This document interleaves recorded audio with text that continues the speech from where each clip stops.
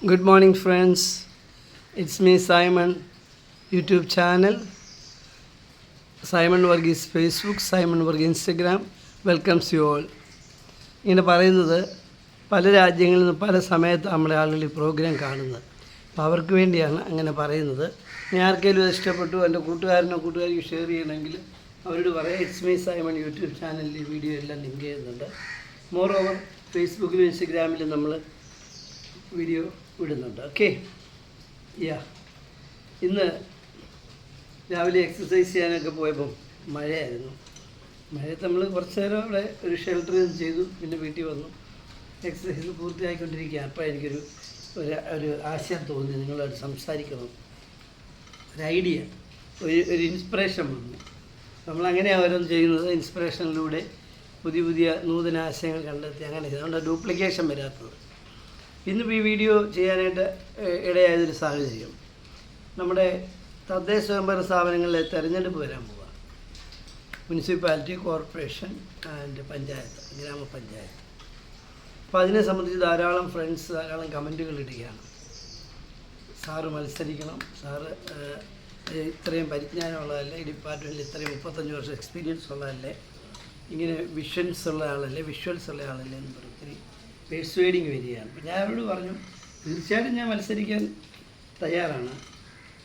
അത് ഏതെങ്കിലും ഒരു മുന്നണിയുടെ ഭാഗമായിട്ട് മത്സരിക്കാനാണ് ഇഷ്ടം, LDFും UDFും. അതല്ല എങ്കിൽ സ്വതന്ത്രനായിട്ട് അതിനെപ്പറ്റി ആലോചിക്കുന്നുണ്ട് എന്ന് പറഞ്ഞു. അപ്പോൾ അവരതിന് സപ്പോർട്ടും ചെയ്തിട്ടുണ്ട്. ഒരു കാര്യമുണ്ട്, ഒരു പർട്ടിക്കുലർ പാർട്ടിയുടെ ഒരു അനുയായിയായിട്ട് നിൽക്കാവുന്നൊരു മാനസികാവസ്ഥയിൽ നിന്ന് ഞാൻ ഉയർന്നു പോയെന്ന് തോന്നുന്നു. അത് ഒരു യൂണിവേഴ്സൽ ബ്രദർഹുഡിലേക്ക് വരുന്നൊരു ചിന്താഗതിയിലേക്ക് ഉയർന്നു. നമ്മുടെ അറിവും പരിജ്ഞാനവും പ്രവൃത്തിയും എല്ലാം കൂടെ സമന്വയിച്ച് വന്നപ്പോൾ നമ്മൾ അങ്ങനെ ഏതെങ്കിലും ഒരു പർട്ടിക്കുലർ ഗ്രൂപ്പിൻ്റെ ആളാകണം, പർട്ടിക്കുലർ വ്യക്തിയുടെ ആളാകണം എന്ന് പറയുന്നതിന് അർത്ഥമില്ല. എന്നാൽ പൊതുവായിട്ട് പ്രവർത്തിക്കുമ്പോൾ തെരഞ്ഞെടുപ്പിന് മാത്രമേ പൊളിറ്റിക്സ് ഉള്ളൂ. അത് കഴിഞ്ഞാൽ നമ്മൾ ലോക്കൽ സെൽ ഗവൺമെൻറ് ആണെങ്കിലും നമ്മുടെ അസംബ്ലി ആണെങ്കിലും പാർലമെൻ്റ് ആണെങ്കിലും എല്ലാം ഇലക്ഷന് ശേഷം പൊതുവായ കാഴ്ചപ്പാടിൽ പ്രവർത്തിക്കണമെന്നാണ് എൻ്റെ. അപ്പോൾ അതുകൊണ്ട് അവർക്ക് പൊതുഫണ്ട് കൊടുക്കുന്നത്, ഏതെങ്കിലും MLAക്കോ MPക്കോ പൊതുഫണ്ട് കൊടുക്കുന്നത് അവരുടെ കോൺസ്റ്റിറ്റ്യൂഷനിൽ അവരുടെ പ്രത്യേക അനുഭാവികൾക്ക് കൊടുക്കാൻ പറഞ്ഞല്ലോ, മൊത്തത്തിലുള്ള വികസനത്തിന് വേണ്ടിയാണ് കൊടുക്കുക. അപ്പോൾ അതുകൊണ്ട് അതിൽ ഞാൻ പൊളിറ്റിക്സ് കാണുന്നില്ല. എന്തെങ്കിലും ഒരു LDFൻ്റെയോ UDFൻ്റെയോ മുന്നണിയിൽ നിന്ന് മത്സരിക്കുന്നതിൽ എനിക്ക് വിരോധമില്ല എന്നാണ് ഞാൻ പറയാൻ ഉദ്ദേശിച്ചത്. പക്ഷെ എന്തായാലും മത്സരിക്കാൻ താല്പര്യമുണ്ട്.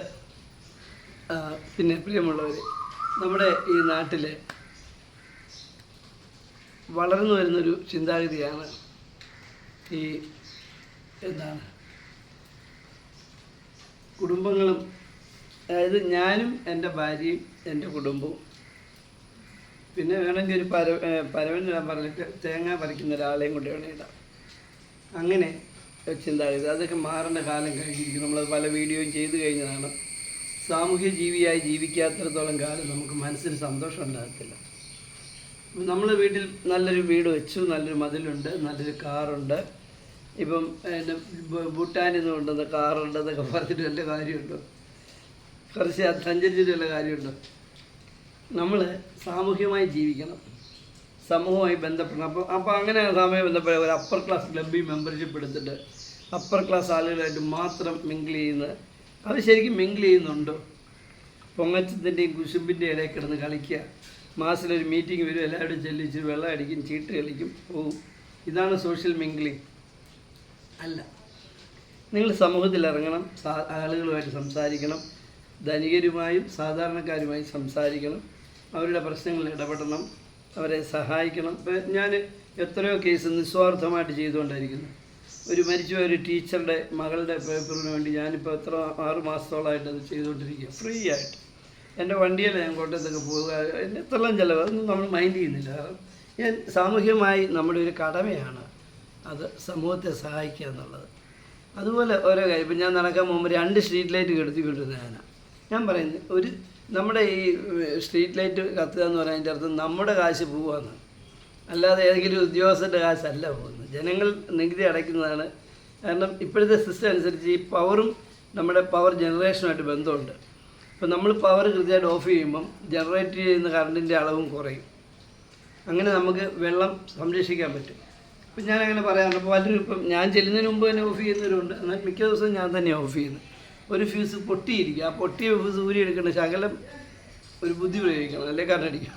ഞാനത് ഉപയോഗിക്കുന്നത്. അപ്പോൾ ഇത് ഒരു സോഷ്യൽ കമ്മിറ്റ്മെൻറ്റിൻ്റെ ഭാഗമാണ്. ഇത് നമ്മളിങ്ങനെ പറയുന്നതിന് സൈമൺ ചെയ്തിട്ട് പറയുന്നത് അങ്ങനെയല്ല. ഇങ്ങനെ പറയുമ്പോഴാണ് മറ്റുള്ളവർക്കൊരു മോഡലായിട്ട് അങ്ങനെ ചെയ്യണമെന്ന് തോന്നുന്നത്. We just duplicate ourselves എന്ന് പറയാം. നമ്മൾ മറ്റുള്ളവരെ നമ്മളെപ്പോലെ ചെയ്യാൻ പഠിപ്പിച്ചെടുക്കുക, പ്രാപ്തിയാക്കി എടുക്കുക. ഒരാളൊരു ലീഡറായിരുന്നു ഇപ്പോഴത്തെ നമ്മുടെ പുതിയ നേതാക്കന്മാരൊക്കെ എങ്ങനെയാണ്? ഒരിക്കൽ അസംബ്ലിയിലെ മെമ്പറായി, പിന്നെ അവിടെ മരിക്കാൻ വരിയ്ക്കുക, മരിക്കുമ്പോൾ മകനെ അമേരിക്കയിൽ നിന്ന് കൊണ്ടുവന്ന് അവനെ ആക്കിച്ച് മരിക്കുക. എന്തൊരു കഷ്ടമാണ്. അതായത് നമ്മൾ ചെയ്യേണ്ടുന്നത് വി ട്രൈ ടു, ശരിക്കും ലീഡർ അങ്ങനല്ല. ആ ലീഡർ ഒരു ഡ്യൂപ്ലിക്കേറ്റ് ചെയ്യണം. ഒന്നോ രണ്ടോ മൂന്നോ നാലോ ആളുകൾ വളർത്തിക്കൊണ്ടുവന്ന് അവരിലൂടെ സായുജ്യം അടയണം, തൻ്റെ വികസന സ്വപ്നങ്ങൾ പൂർത്തിയാകുന്നത് കണ്ട്. അങ്ങനെ ചെയ്യേണ്ടത്. അത് ഒരാൾ ഒരു MP ആയി അല്ലെങ്കിൽ MLA ആയി, പിന്നെ അവിടുന്ന് മരിച്ചാലും മാറുകയല്ല. അതിനുവേണ്ടി ഓരോ വീട്ടിൽ ചെന്ന് കാല് പിടിക്കുന്നു, കൈ പിടിക്കുന്നു, അച്ഛ അമ്മയെന്ന് വിളിക്കുന്നു. ഈ MLAയുടെ പണിയാണോ ഇത്? ഒരു കല്യാണം നടന്നു, അവിടെ ചെന്നു, വിളിച്ചില്ലേലും ചെന്നു, അതിനകത്തൂടെ കാണുന്നു, ഭക്ഷണം കഴിക്കുകയല്ല, പക്ഷെ എല്ലായിടത്തും നടന്ന് കൈ കൊടുക്കുന്നു, കാല് കൊടുക്കുന്നു. ഇതാണ് MLAയുടെ പണി അല്ലേ? ഒരു നമ്മൾ ജയിപ്പിച്ചു വിടുന്ന MLA നമ്മൾ ഇതാണോ പ്രതീക്ഷിക്കുന്നത്? ഒരാൾ മരിക്കുന്നു, അവിടെ വന്ന് ഭയങ്കര, ഇയാൾക്കൊരു ദുഃഖമില്ലെന്ന് നമുക്ക് എല്ലാവർക്കും അറിയാം. പക്ഷെ ആ ഭാവം കണ്ടാലോ, കരയുക, വിങ്ങിപ്പൊട്ടുക, കഷ്ടമുണ്ട് ഈ നാടകം അഭിനയിക്കുക. അതിൻ്റെ ഒന്നും ആവശ്യമില്ല.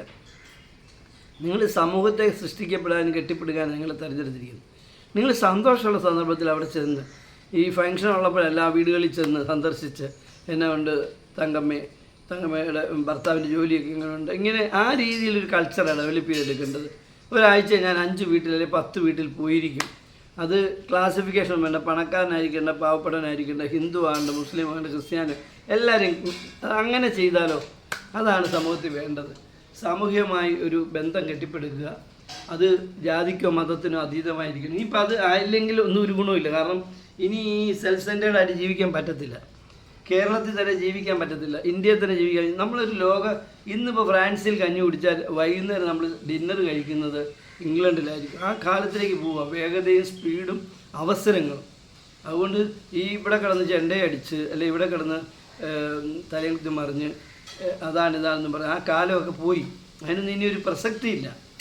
ഇപ്പം നിങ്ങൾക്കറിയാമോ, ഈ വർഗീയ സംഘടന അവർക്ക് പോലും ബലമില്ലാതായി തുടങ്ങി. കാരണം വളർന്നു വരുന്ന തലമുറയ്ക്ക് ഇതൊന്നും താല്പര്യമില്ല. അവർക്ക് അവരുടെ കരിയർ കണ്ടെത്തണം, ബിൽഡപ്പ് ചെയ്യണം, അവർക്ക് യാത്ര ചെയ്യണം, വൈഡ് ആൻഡ് എക്സ്റ്റെൻസീവായിട്ട് യാത്ര ചെയ്യണം, അങ്ങനെ കരിയർ ഗ്രോത്ത് അവർ ഉദ്ദേശിക്കുന്നത്. അപ്പോൾ അതുപോലെയാണ് ആൺകുട്ടികളും പെൺകുട്ടികളും വളർന്നു വരുന്നത്. അതുകൊണ്ട് ഇനി വലിയ വർഗീയത കൊണ്ടൊന്നും വലിയൊരു കാര്യമൊന്നുമില്ല. പക്ഷേ മതഭ്രാന്തന്മാരെ സൃഷ്ടിച്ചാൽ അവർ ആ ഭ്രാന്തമായിട്ട് നടക്കും. അത് ശരിയാണ്, അവരതുമായിട്ട് നടക്കും. അല്ലാതെ യൂത്തിനെയൊന്നും അങ്ങനെ കിട്ടാതിരിക്കട്ടെ. നമ്മുടെ യുവാക്കൾ ജാതിയും മതവും വർഗവും വിദ്വേഷമൊന്നും വെച്ച് പുലർത്താതെ അടിപൊളിയായിട്ട് മിടുക്കരായിട്ടില്ല, ലോകം മുഴുവൻ പറന്ന് പാറട്ടെ. കഴിഞ്ഞ ദിവസം ആരോ പറയുന്നു, ഞാൻ കേട്ടു, അതായത് കേരളം ഒരു കുഞ്ഞു സംസ്ഥാനമാണ്.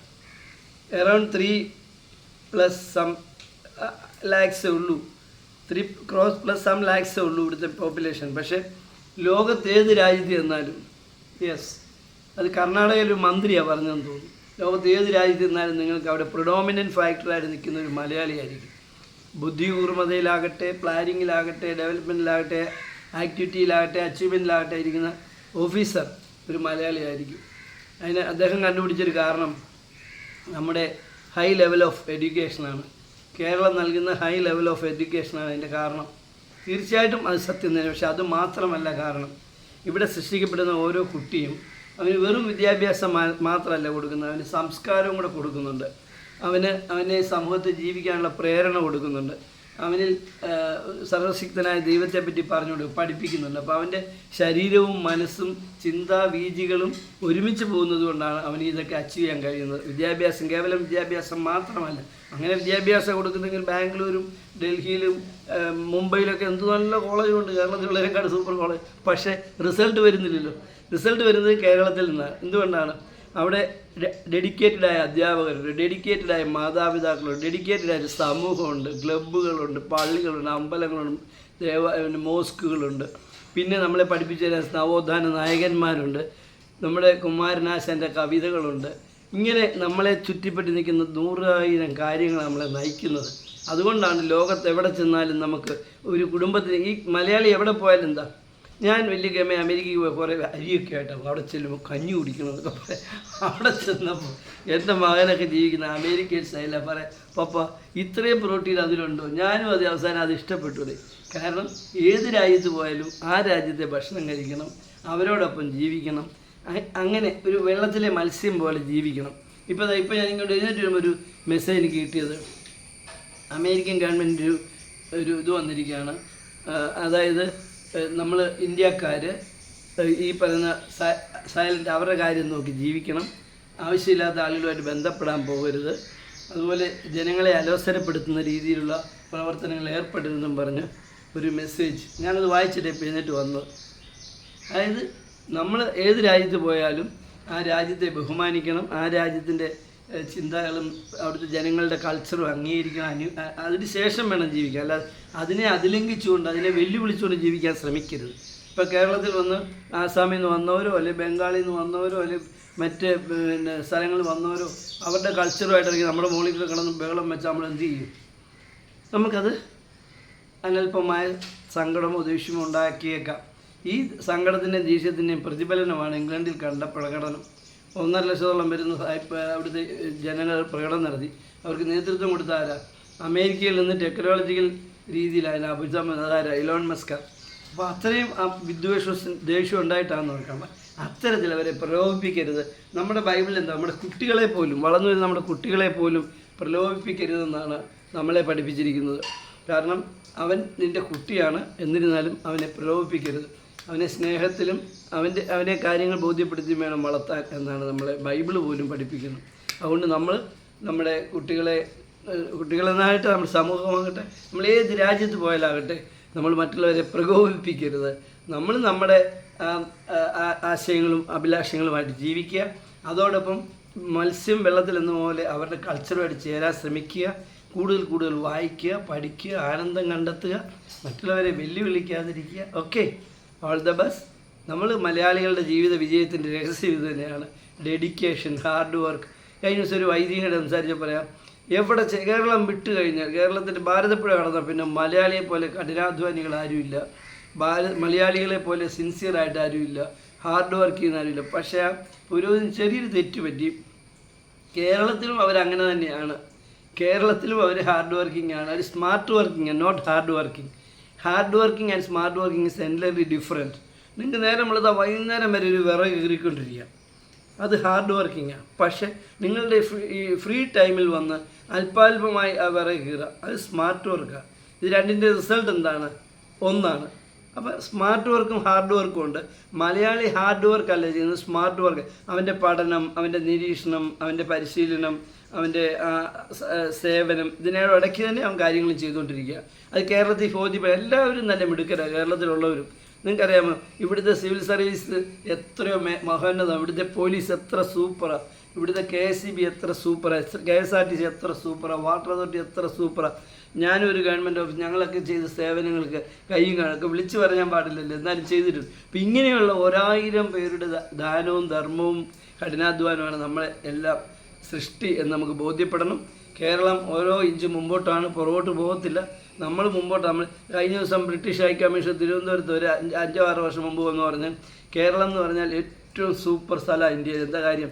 ഇവിടുത്തെ ജനങ്ങൾ ഒരു നിയമം വേണ്ട, ഒരു ലാത്തി എടുത്ത് വെച്ചിട്ട് പോലീസുകാരൻ പോയാൽ മതി, they will obey the rules എന്നാണ്. വെരി ലോ ഒബൈഡിങ് സിറ്റിസൺസ് എന്നാണ് കേരളത്തെ പറ്റി പറഞ്ഞത്.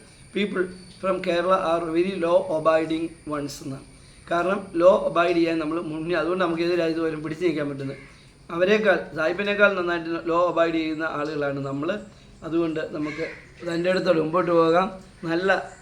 നല്ല വായന വേണം, നല്ല പഠനം വേണം, മറ്റുള്ളവരുടെ കരുണയോടെ നോക്കണം, കുശുമ്പും കുന്നായ്മയും പറയരുത്, മറ്റുള്ളവരുടെ പോരായ്മ ചൂണ്ടിക്കാണിക്കരുത്, അവരെ പോസിറ്റീവായിട്ട് നമുക്ക് ഒറ്റയ്ക്ക് വിളിച്ച് അതിൻ്റെ കുറവുണ്ടെന്ന് പറയുന്നതല്ല, സമൂഹത്തിൽ എഴുത്തരുത്, താഴ്ത്തരുത്. Okay, all the best.